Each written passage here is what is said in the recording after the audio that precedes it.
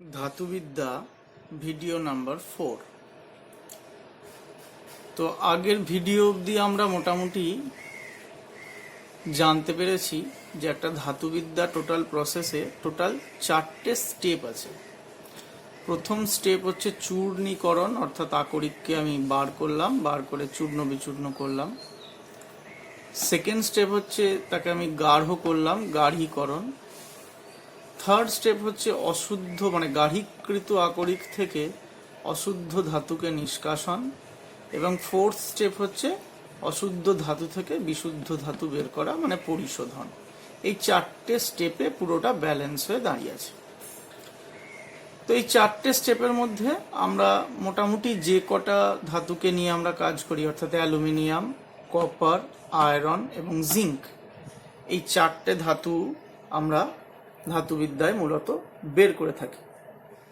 তো এই ধাতুবিদ্যার মধ্যে আমরা প্রথমে এদের স্পেসিফাইড ওয়েতে আমরা এবার ভাবনা চিন্তাটা করব। তো যদি আমরা অ্যালুমিনিয়াম হয়, অ্যালুমিনিয়ামের বক্সাইট আকরিক থেকে আমরা চূর্ণ বিচূর্ণ করে তাকে গাঢ়ীকরণের জন্য ওই একই ফর্মুলাতে Al2O3.2H2 তাকে আমরা গাঢ়ীকরণের জন্য নিয়ে এলাম। এবার সেইখানে হয় বায়ার পদ্ধতি, অর্থাৎ সিডিং এবং লিচিং যে পদ্ধতিটা বলা হয়েছে আগের ভিডিওতে সেই পদ্ধতিতে, অথবা আরেকটি পদ্ধতি আছে যেটাকে বলা হয় সারপেক পদ্ধতি। সেটা আমরা পরে অ্যালুমিনিয়াম যখন ডিটেলসে আলোচনা করব তখন আবার দেখব। এই দুটো পদ্ধতির মধ্যে যে কোনো একটা পদ্ধতি ব্যবহার করে আমরা অ্যালুমিনা তৈরি করি। এটা বক্সাইট, এটা গাঢ়ীকৃত বক্সাইট, এটা অ্যালুমিনা Al2O3, অর্থাৎ শোধক অ্যালুমিনিয়াম অক্সাইডটা নয়, এটা পুরোপুরি ড্রাই অ্যালুমিনিয়াম অক্সাইড, যেটাকে আমরা অ্যালুমিনা বলে থাকি, Al2O3। তবে এর সাথে নর্মালি কিছুটা শোধক অ্যালুমিনিয়াম অক্সাইডও থেকে যায়, Al2O3.2H2, এই দুটোই থেকে যায়। অর্থাৎ অ্যালুমিনিয়াম নিষ্কাশনের প্রসেসে আমরা গাঢ়ীকরণের পরে যে মেটেরিয়ালটা নিয়ে ধাতু নিষ্কাশন, অশুদ্ধ ধাতু নিষ্কাশনে ঢুকবো, সেটা হয় অ্যালুমিনা বা Al2O3.2H2, যে কোনো একটাকে নিয়ে আমরা বা দুটোর মিক্সচার নিয়ে আমরা ঢুকবো। কপারের ক্ষেত্রে হচ্ছে কপার পাইরাইটিস, যার ফর্মুলা CuFeS2। সেটাকে গাঢ়ীকরণ করলেও সেটা একই কম্পাউন্ড থাকে, CuFeS2, গাঢ়ীকৃত হয়ে যায় বা চূর্ণীকরণের প্রথম স্টেপটা চূর্ণীকরণের পরে গাঢ়ীকরণে ঢোকে CuFeS2। এরপর যেহেতু এটা সালফাইড আকরিক, তাহলে এর গাঢ়ীকরণের পদ্ধতি স্পেসিফিক একদম, সেটা হচ্ছে ফেনাভাসন পদ্ধতি। এই ফেনাভাসন পদ্ধতিতে এই CuFeS2 ফর্মেই এ কিন্তু, অর্থাৎ সালফাইড ফর্মেই এ কিন্তু এই অশুদ্ধ ধাতু নিষ্কাশনের কাঁচা মাল হিসাবে ঢোকে। তৃতীয় হচ্ছে আয়রনের অক্সাইড। এই আয়রনের অক্সাইডকে আমরা যখন গাঢ়ীকরণ করি, সেটা আয়রনের অক্সাইড হিসাবেই এসে ঢোকে গাঢ়ীকরণে। আয়রনের অক্সাইড হওয়ার জন্য একে আমরা চুম্বক দ্বারা খানিকটা পৃথকীকরণের পদ্ধতির দিকে যেতে পারি। আর একান্তই যদি সেটা না হয়, তাহলে আমরা মাঝের স্টেপটাকে আমরা স্কিপ করে আমরা ডাইরেক্ট 1 নম্বর থেকে 3 নম্বরেও ঢুকতে পারি। অর্থাৎ এখানে আয়রনের অক্সাইড হিসাবেই আমরা অশুদ্ধ ধাতু নিষ্কাশনের কাঁচামাল হিসাবে আমরা ঢুকবো। জিঙ্কটা জিঙ্ক সালফাইড বা জিঙ্ক ব্লেন্ড আকারে রয়েছে। সেটা যখন গাঢ়ীকরণের আগে ঢুকছে, সেটাও জিঙ্ক ব্লেন্ড আকারেই ঢুকছে। গাঢ়ীকরণের সময় এটা যেহেতু সালফাইড আকরিক, এটার ফেনাভাসন পদ্ধতিতে আমরা এটাকে গাঢ়ীকরণ করব এবং এইটা জিঙ্ক সালফাইড হয়েই এ অশুদ্ধ ধাতু নিষ্কাশন এই স্টেপটাতে এসে ঢুকবে। অর্থাৎ এই ভিডিওতে আমরা মূলত কোনটা কাঁচামাল হয়ে ঢুকলো সেই জায়গাটা আগে দেখে নিলাম।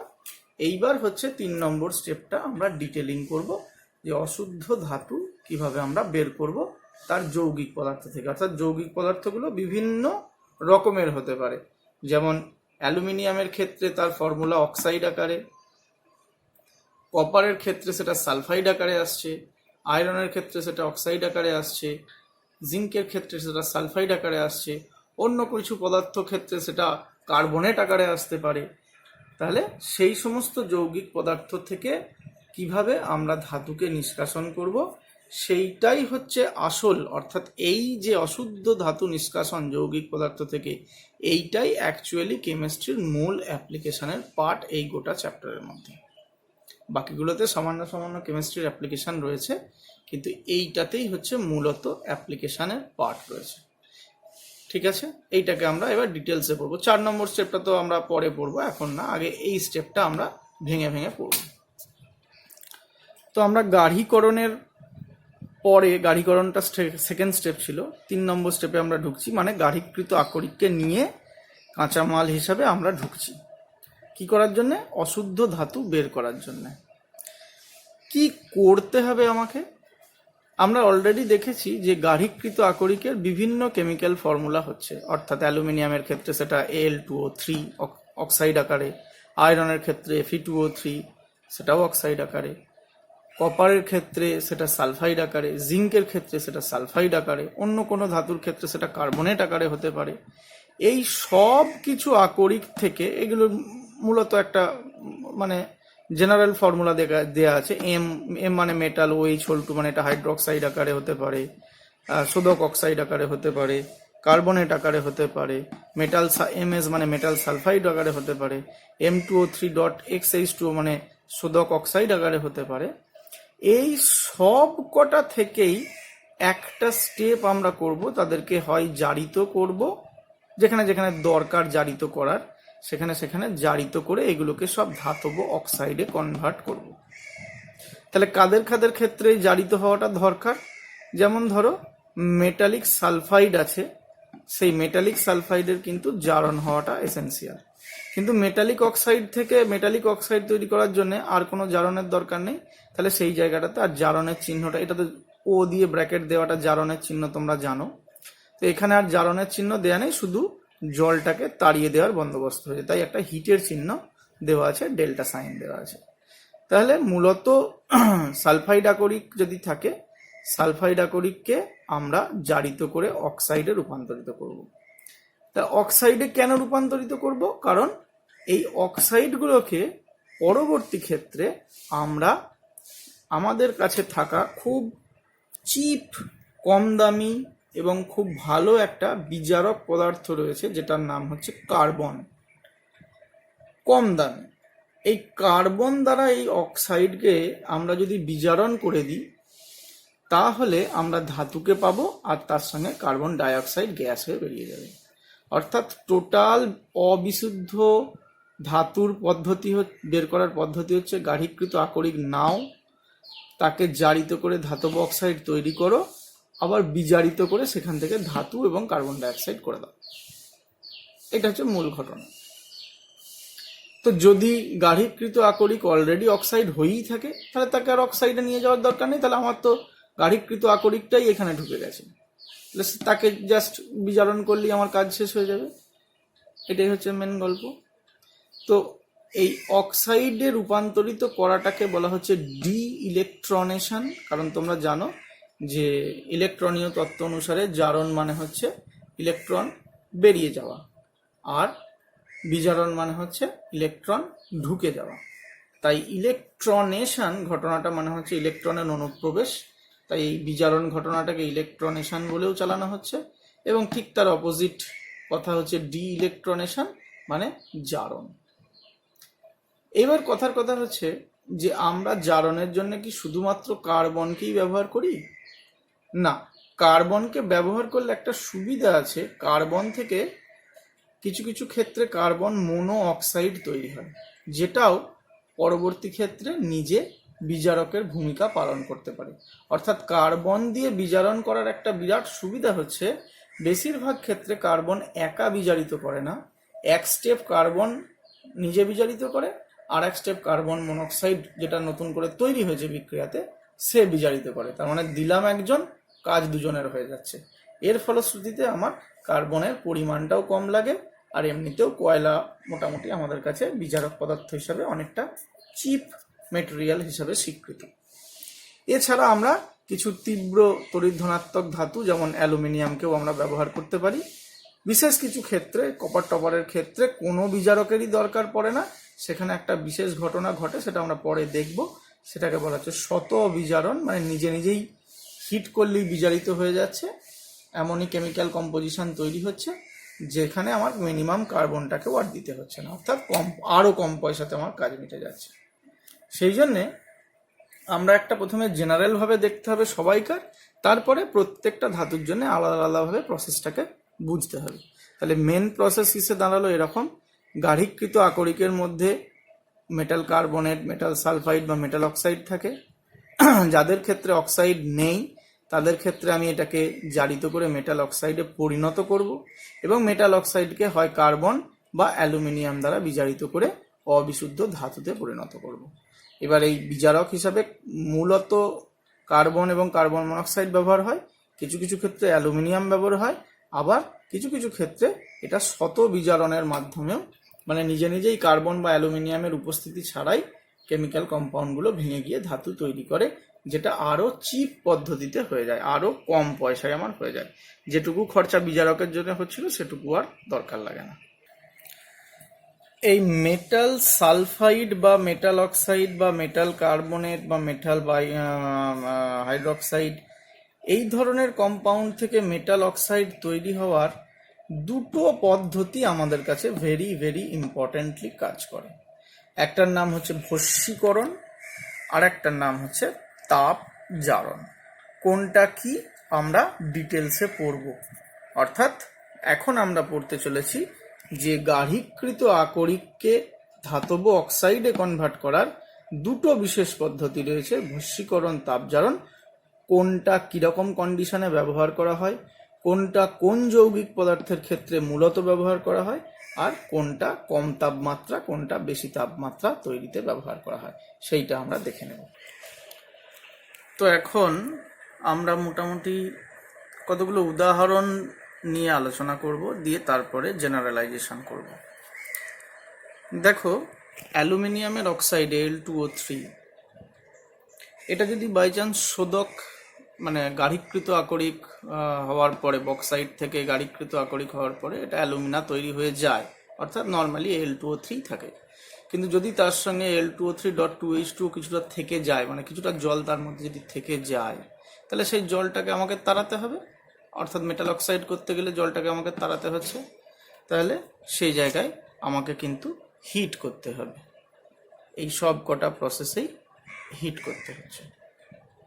তাহলে হিট করে আমি জাস্ট জলটাকে তাড়িয়ে দিলাম, বোঝা গেল। আয়রনের যে অক্সাইড রয়েছে Fe2O3.3H2O, অর্থাৎ আমরা আয়রনের যে হেমাটাইট জাতীয় আকরিক নিচ্ছি, সেই আকরিকগুলোতেও যদি ওয়াটার অফ ক্রিস্টালাইজেশন যদি কিছু থাকে বা শোধক কিছু যদি থেকে গিয়ে থাকে, তাকেও আমি হিট করে আমরা এইভাবে তাকে জাস্ট জলটাকে তাড়ালাম, দিয়ে অক্সাইডটাকে রেখে দিলাম। এইবার যদি কোনো কার্বনেট জাতীয় আকরিক হয়, যেমন ক্যালসিয়াম কার্বনেট বা কপার কার্বনেট, এই ধরনের কার্বনেট জাতীয় আকরিককে যদি আমি হিট করি, তাহলে তারা একটা রাসায়নিক বিক্রিয়া করে। ভালো করে দেখো, উপরের দুটো কিন্তু রাসায়নিক বিক্রিয়া নয়, এটা একটা জাস্ট ভৌত পরিবর্তন দেখানো হয়েছে। অর্থাৎ ওয়াটার অফ ক্রিস্টালাইজেশন ছিল, সেটা জাস্ট ওয়াটারগুলো ভেঙে বেরিয়ে গেছে। কিন্তু এখানে একটা রাসায়নিক পরিবর্তন হচ্ছে, ক্যালসিয়াম কার্বনেট থেকে নতুন যৌগিক পদার্থ ক্যালসিয়াম অক্সাইড এবং কার্বন ডাইঅক্সাইড তৈরি হচ্ছে, এটাও হিট দিলে হবে। কপার কার্বনেট থেকেও কপার অক্সাইড এবং কার্বন ডাইঅক্সাইড তৈরি হচ্ছে। তাহলে এই সব কটা ক্ষেত্রেই একটা জিনিস আমরা খুব ভালোভাবে দেখতে পাচ্ছি, সেটা হচ্ছে আমরা অক্সাইডের হাইড্রেটেড অক্সাইডই ব্যবহার করি বা কার্বনেটই ব্যবহার করি, অলরেডি সেখানে অক্সিজেন কিন্তু উপস্থিত ছিল স্ট্রাকচারটার মধ্যে। এখানেও Al2O3 অক্সিজেন উপস্থিত ছিল, Fe2O3 অক্সিজেন উপস্থিত ছিল, CaCO3 ক্যালসিয়াম কার্বনেট সেখানেও অক্সিজেন উপস্থিত ছিল, কপার কার্বনেটেও অক্সিজেন উপস্থিত ছিল। তাহলে এই ধরনের বিক্রিয়াতে অক্সিজেন সহযোগে কোনো জারণ বিক্রিয়া কিন্তু হয়নি, ঠিক আছে? অক্সিজেন সহ কোনো জারণ বিক্রিয়া আমরা ঘটাই। আর ঠিক তার পাশের স্ট্রাকচারগুলোতে, অর্থাৎ পাশের ফর্মুলাগুলোতে দেখো, জিঙ্ক সালফাইড, আমরা গাঢ়িকৃত জিঙ্ক সালফাইডকে যদি অক্সাইডে কনভার্ট করতে হয়, তাহলে আমাকে অক্সিজেন সহযোগী বিক্রিয়াটা ঘটাতে হবে, তবে অক্সিজেনটা এর স্ট্রাকচারে ঢুকতে পারবে। লেড সালফাইড বা গ্যালেনাতেও অক্সিজেন সহযোগী বিক্রিয়া করাতে হবে, তবে লেড অক্সাইড হবে। কপার সালফাইডে অক্সিজেন সহ বিক্রিয়া ঘটালে তবেই অক্সাইড। ফেরাস সালফাইডেও অক্সিজেন সহযোগে বিক্রিয়া ঘটালে তবেই ফেরাস অক্সাইড তৈরি হবে। তাহলে বাম দিকের এই কলমটা আর ডান দিকের এই কলমটার মধ্যে একটা বেসিক পার্থক্য এসে দাঁড়াচ্ছে। সেটা হচ্ছে আমি বাম দিকের কলামগুলোতে হিট করছি, কিন্তু আমার এখানে অক্সিজেনের নেসেসিটি কিছু আলাদা করে নেই। কিন্তু ডান দিকের কলাম যেটা আমি করেছি সেখানে প্রত্যেকটা ক্ষেত্রে মূলত আমার সালফাইড আকরিক রয়েছে এবং সেখানে জারণ কিন্তু প্রত্যেকটা জায়গাতেই হচ্ছে, অক্সিজেনের উপস্থিতি অবশ্যম্ভাবীভাবে দরকার। তাহলে এই ধরনের দুটো বিক্রিয়ার দুটো পদ্ধতি, দুক্ষেত্রেই আমরা অক্সাইডকে পাচ্ছি, কিন্তু স্টার্টিং মেটেরিয়াল আলাদা হওয়ার জন্যে আমার পদ্ধতিগত একটু ডিফারেন্স আসছে। এই প্রথম পদ্ধতিটাকে আমরা অক্সিজেন ছাড়া কাজ করতে পারছি, কিন্তু দ্বিতীয় পদ্ধতিতে অক্সিজেন বা এয়ারের হেল্প আমাকে নিতে আমি বাধ্য হচ্ছি। ঠিক আছে, তাহলে এইখানে অ্যাকচুয়ালি দহন ব্যাপারটা হচ্ছে, পোড়ানো ব্যাপারটা অ্যাকচুয়ালি হচ্ছে, আর এখানে হিট করা হচ্ছে। এই জিনিসটারই দুটো আলাদা আলাদা নামগুলো আমরা পরে দেখছি। তাহলে আমরা প্রপার্টিগুলোকে তুলনা করে দেখি।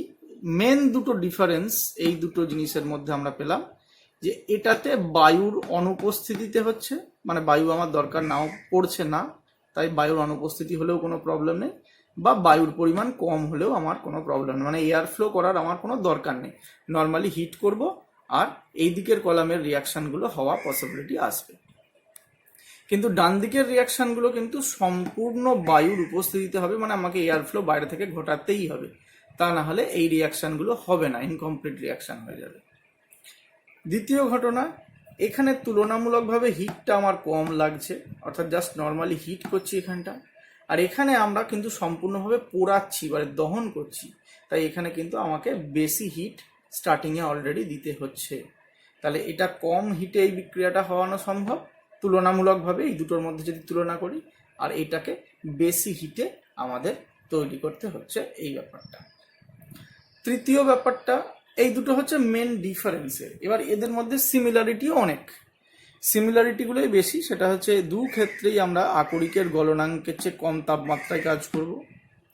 দু ক্ষেত্রেই দেখো এই বিক্রিয়াগুলোর ক্ষেত্রেও জলীয় বাষ্প, এই যে জলীয় জল মানে জলীয় বাষ্প, এটা জলীয় বাষ্প, এটা কার্বন ডাইঅক্সাইড গ্যাস, এটা কার্বন ডাইঅক্সাইড গ্যাস এবং জলীয় বাষ্প, সবকটা ক্ষেত্রে কিছু গ্যাসীয় ডিসচার্জ স্ট্রাকচার থেকে বেরিয়ে যাচ্ছে, এবং এর ক্ষেত্রেও স্পেশালি সালফার ডাইঅক্সাইড গ্যাস প্রত্যেকটা জায়গা থেকে বেরিয়ে যাচ্ছে। অর্থাৎ এখানে যে অক্সাইডগুলো দু ক্ষেত্রেই তৈরি হচ্ছে, সেই দু ক্ষেত্রেই আকরিক এবং অক্সাইডের যে মিক্সচারটা থাকছে সেইখান থেকে কিছু না কিছু গ্যাস বেরিয়ে যাচ্ছে। তাহলে সেই গ্যাস বেরোনোর জন্যে আকরিকটা ফাঁপা এবং কোথাও কোথাও ব্লিস্টার্ড মানে ছিদ্রযুক্ত হয়ে দাঁড়াচ্ছে, দু ক্ষেত্রেই তাই হচ্ছে। এবং দু ক্ষেত্রেই এই পদ্ধতিটা রিভার্সেবল ফার্নেসে করা হয়, একটা স্পেশাল টাইপের চুল্লি, তাদেরকে বলা হয় রিভার্সেবল ফার্নেস বা পরাবর্ত চুল্লি। তো সেই পরাবর্ত চুল্লিতে করা হয়। শুধু ডিফারেন্স হচ্ছে একটা কম বায়ু প্রবাহে, একটা বেশি বায়ু প্রবাহে, একটা কম হিটে, একটা বেশি হিটে, এইভাবে আমরা তৈরি করছি। এবং স্টার্টিং মেটেরিয়ালটা কি, স্টার্টিং মেটেরিয়াল যদি অক্সাইড বা কার্বনেট হয় তাহলে আমি হালকা করে হিট করলেই হয়ে যাবে। স্টার্টিং মেটেরিয়াল যদি সালফাইড হয় তাহলে তাকে অক্সিজেন সহযোগে তীব্রভাবে হিট করতেই হবে, তাছাড়া কোনো গতি নেই। তাহলে এই দুটো প্রসেসের মাধ্যমে আমরা গাঢ়ীকৃত আকরিক থেকে অক্সাইডে কনভার্ট করলাম, মানে এক স্টেপ আমরা এগোলাম। এইবার এদের নাম, এই দুটোর নাম আমরা দেখে নেব। আমরা খুব ভালো করে একটা জিনিস জানি, রোস্টিং, রোস্ট করা, মুরগির রোস্ট বা অন্য কোনো মাংসের রোস্ট করা মানে হচ্ছে তাকে তীব্রভাবে পুড়িয়ে দেওয়া, এটাকে আমরা রোস্টিং বলে চালাই। তাহলে এখানে তীব্রভাবে, এটা মুখস্থ করার টেকনিক হিসাবে আমি বলছি, এখানে তীব্রভাবে উত্তপ্ত করা হয়েছে বলে এই ঘটনাটার নাম হচ্ছে রোস্টিং। অর্থাৎ এখানে তাপ দ্বারা এই যে প্রত্যেকটা স্টেপে জারণ ঘটানো হয়েছে, বাংলাতে হচ্ছে তাপ জারণ বা রোস্টিং, ইংরেজি নামটাও কিন্তু ভেরি মাচ ইম্পর্টেন্ট। আর এইখানে জাস্ট নির্দিষ্ট পরিমাণ হিট করা হয়েছে, ওইভাবে রোস্ট করার মতো অত হিট দেওয়ার দরকার হয়নি, জাস্ট ভস্ম করা হয়েছে, তাই এই ঘটনাটাকে বলা হচ্ছে ভস্মীকরণ। ইংরেজি বাংলা নামের চেয়েও মূল হচ্ছে ক্যালসিনেশন, অর্থাৎ এখানে নাম হচ্ছে ক্যালসিনেশন, এইটার নাম হচ্ছে রোস্টিং। তাহলে রোস্টিংয়ে বেশি হিট, রোস্টিংয়ে অক্সিজেন লাগছে, ক্যালসিনেশনে কম হিট এবং ক্যালসিনেশনে অক্সিজেনের দরকার খুব একটা হচ্ছে না, বায়ু দিলেও হবে, না দিলেও হবে, বা কম দিলেও হবে। এইগুলো হচ্ছে এদের মধ্যে মূল ডিফারেন্স। তাহলে এইগুলো আমরা দেখব। তাহলে একটা জিনিস আইডেন্টিফাই হলো, সালফাইড আকরিক হলে সে কিন্তু রোস্টিংয়ে তাকে নিয়ে যেতে আমি বাধ্য হচ্ছি। অর্থাৎ জিঙ্কের আকরিক, কপারের আকরিককে আমি রোস্টিং করবই, কিন্তু অ্যালুমিনিয়ামের আকরিক আর আয়রনের আকরিককে আমি রোস্টিং নয় ক্যালসিনেশন করব। আমাদের যে চারটে আছে তার মধ্যে দুটো দুটো ভাগ হয়ে গেল, আমরা কোন পদ্ধতিতে মেটালিক অক্সাইড বা ধাতব অক্সাইডকে তৈরি করব। এর পরের অংশটা নেক্সট ভিডিওতে রইল।